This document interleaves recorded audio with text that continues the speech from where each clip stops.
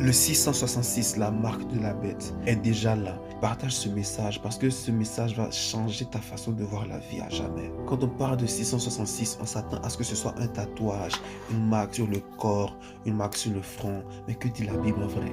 Apocalypse 13, verset 16. Et elle fait que tous, petits et grands, riches et pauvres, libres et esclaves, reçussent une marque sur la main droite ou sur le front. Mais j'ai été choqué. Parce que dans la Bible, Dieu m'a montré un verset qui était miroir à ce verset-là. C'est Exode 13, verset 16. Et qu'est-ce que ça dit? Ce sera comme un signe sur ta main et comme des frontaux entre tes yeux.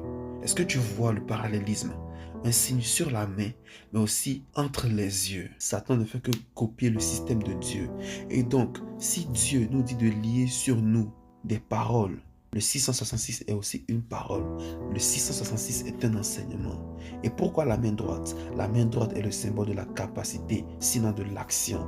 Et le front est le synonyme de la pensée, de la mentalité.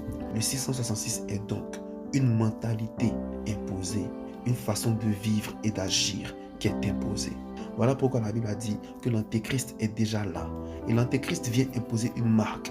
Si l'antéchrist est déjà là, ça veut dire que la marque est déjà présente aussi. La mentalité du monde. Voilà pourquoi la Bible nous dit que celui qui est ami du monde est ennemi de Dieu. Ennemi de Dieu ici, c'est justement ennemi de Christ aussi.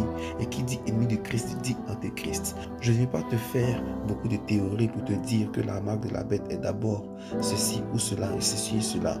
Avant toute chose, le Seigneur veut te faire comprendre aujourd'hui que le 666 commence par ton cœur. Le 666 commence par ton comportement. Et si nous ne vivons pas comme des enfants de Dieu, nous vivons comme le monde. Nous sommes ennemis de Dieu. Alors nous sommes prisonniers du 666. Ce message est un rappel à l'ordre.